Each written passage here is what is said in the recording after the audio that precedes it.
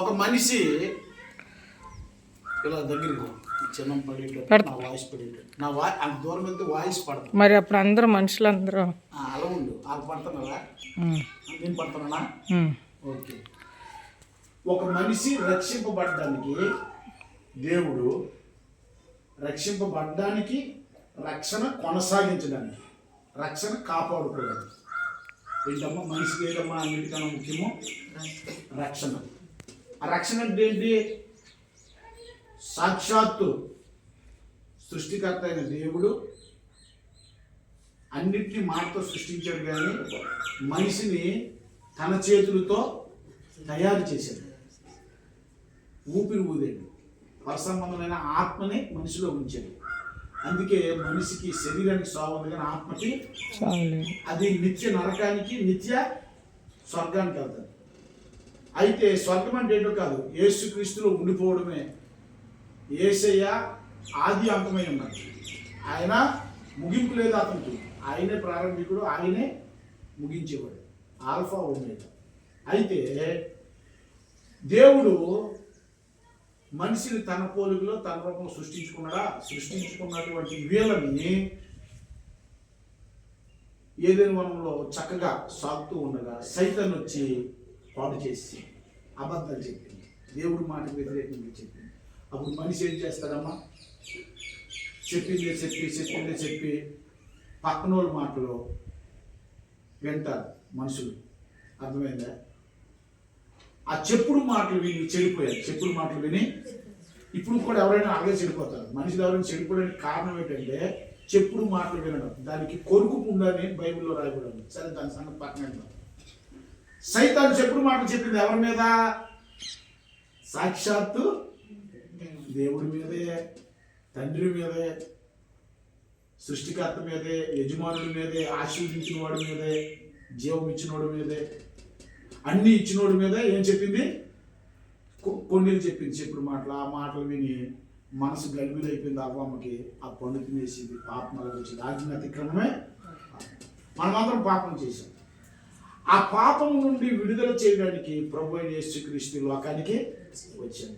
ఆయన రాకముందు దేవుడు ఈ స్టోరీ మనకందరికీ తెలియడానికి ఏం చేశాడంటే, యేసుక్రీస్తు అనేటటువంటి వ్యక్తి లేఖనాల్లో ఉన్నాడు, సృష్టిలో ఉన్నాడు. ఆ దేవుడే మనుషు రీతిగా రాకముందు ముందు మానవునికి పాత నిబంధన కాలంలో ఆదాము మొదలుకొని నోవాహు తర్వాత అబ్రహాం నుండి దావీదు నుండి యేసయ్య వరకు కూడా పాత నిబంధన గ్రంథం ఏంటన్నారా? అందులో యేసయ్య ఉన్నాడు. ప్రతి అధ్యాయంలో, ప్రతి వచనంలో, ప్రతి పుస్తకంలో కూడా ఏంటన్నారు కదా. అలా కాలక్రమంలో వాక్యాన్ని ఏం మార్చలేదు. ప్రజలు మారుతూ ఉన్నారు, పరిస్థితులు మారుతున్నాయి. కాలం సంపూర్ణమైనప్పుడు యేసయ్య ఈ లోకానికి వచ్చినప్పుడు ఏముంది? ఆది యందు వాక్యం ఉండను, వాక్యం దేవుని యొద్ద ఉండను, ఆ వాక్యమే దేవుడే. ఆయన కృపాసక్తి సంపూర్ణ ఈ లోకానికి వచ్చాడు. ఆ వాక్యమే శరీరధారిగా ఈ లోకానికి వచ్చింది. మొట్టమొదట దేవుడు వాక్యమై ఉన్నాడు. రెండవది మనిషిని రక్షించడానికి ఆ వాక్యాన్ని దేవుడు ముందిచ్చాడు ధర్మశాస్త్ర రూపంలో, పాత నిబంధన.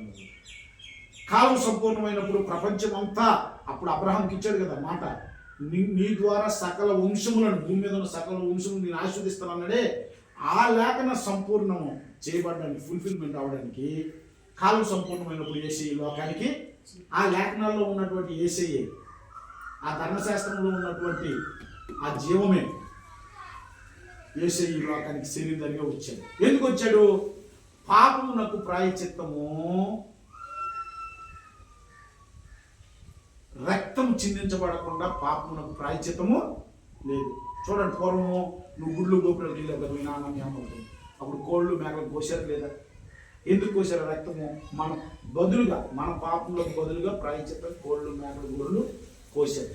ఆ రక్తం చేత ఆ సీజన్లో, ఆ నెలలో, ఆ సంవత్సరంలో మనకి కాపుదలు ఉండాలి. కానీ అలాగే ఎన్నిసార్లు నువ్వు మార్చుకొని కోసుకుని వెళ్తావు? నీ మనసు మారకుండా, నీ బ్రతుకు మారకుండా, పాపం పోకుండా నీకు బదులుగా గొర్రెని మేకని అమాయకమైన జీవాలను చంపుకెళ్ళిపోతావు. అందుకు దేవుడు ఏం చేశాడంటే, వింటున్నారమ్మా, సాక్షాత్తుగా పరిశుద్ధమును నిర్దోషము నిష్కలంకమైనటువంటి దేవుని గొర్రెపిల్లగా. అందుకే బాప్తిస్మ ఇచ్చి యోహాన్ అన్నాడు, ఇదిగో సర్వ మానవాళి యొక్క పాపములు మోసుకొని పోతున్న దేవుని గొర్రెపిల్లని యేసు వైపు చూపించాడు. అర్థమైందా?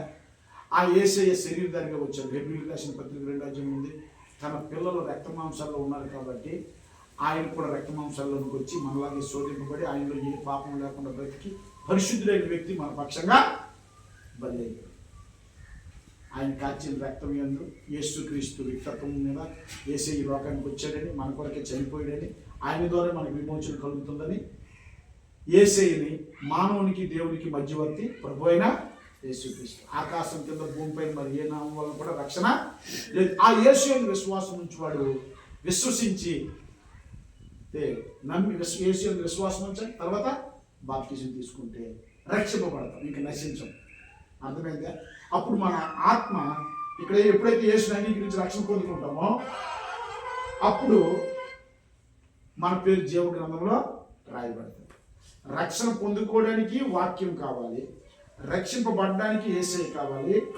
ఆ రక్షణను కొనసాగించడానికి, రక్షణను కాపాడుకోవడానికి పరిశుద్ధాత్మ దేవుడు కావాలి. ఎవరు కావాలమ్మా?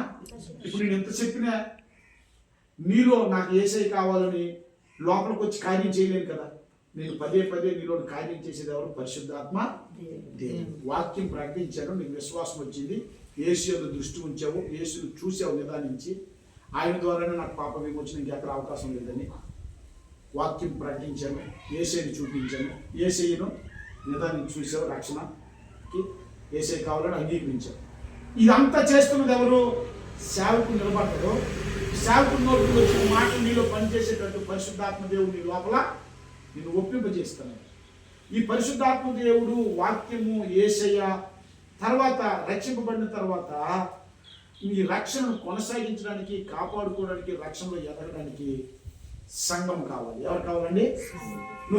ఆ రక్షణలో నువ్వు సంపూర్ణుడు కావడానికి, రక్షణలో నువ్వు అర్థమైందమ్మా పరిశుద్ధపరచబడిపోయి ఇప్పుడు ఏమైపోయావమ్మా? ఈ రోజు నుంచి బాప్తిజం తీసుకున్న తర్వాత నీతిమంతులుగా మార్చబడిపోయి పాపం నుండి పరిశుద్ధమైపోయి, దుర్నీతి నుండి నీతిమంతురాలు అయిపోయి, చీకటి నుండి వెలుగులోకి వచ్చేసి, శాపం నుండి ఆశీర్వాదంలోకి వచ్చావు, నరకం నుండి స్వర్గంలోకి వచ్చావు. నరకం నుండి ఎక్కడికి వచ్చావమ్మా?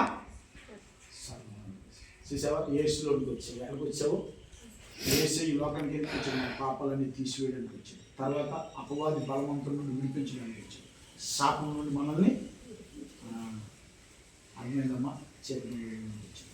కనుక రక్షింపబడిన తరువాత రక్షణను కొనసాగించడానికి నేను ఈ బైబిల్ని చూపించి ఈ బైబిల్ చదువుతూ ఉండాలి. దీన్ని అర్థం చేసుకుని దీన్ని ధ్యానం చేయాలి. ఇది అర్థం కాకపోతే ఇది రాసిన పరిశుద్ధాత్మ దేవుడే నీకు నేర్పిస్తాడు. అడగాలి. తర్వాత క్రమముగా నియమ కూడికలకి, ఆదివారం ఆరాధనకి, పునరుద్ధాన కూడికి వెళ్ళాలి. అర్థమైందా? మూడోది యేసయ్యని ఇంకా లోతుగా నేర్చుకోవాలి. ఎందుకు? మనం యేసుని వెంబడిస్తాము, యేసుని ప్రేమిస్తాము, యేసుని సేవిస్తాము. యేసుడే ఇక నుంచి మనకి యజమానుడు, ఆయనే మన ప్రధాన కాపరి, ఆయనే మన రక్షక, ఆయనే మన పరమ తండ్రి. అప్పుడు ఈ రక్షణలో ఉన్నటువంటి ఆనందము, జీవము, సంతోషము, పరలోక సంబంధమైన, భూ సంబంధమైన ఆశీర్వాదాలతో దేవుడు మనల్ని దీవిస్తాడు. సరేనా? దేవుడు మేము ముగ్గురికి బాప్తిస్మం ఇస్తున్నాను. ఈ సంవత్సరం మన టార్గెట్ 10 మందికి బాప్తిస్మం ఇస్తాను. దేవుడు అటు కృపించి దీవించిన దాకా ఆమె కట్టి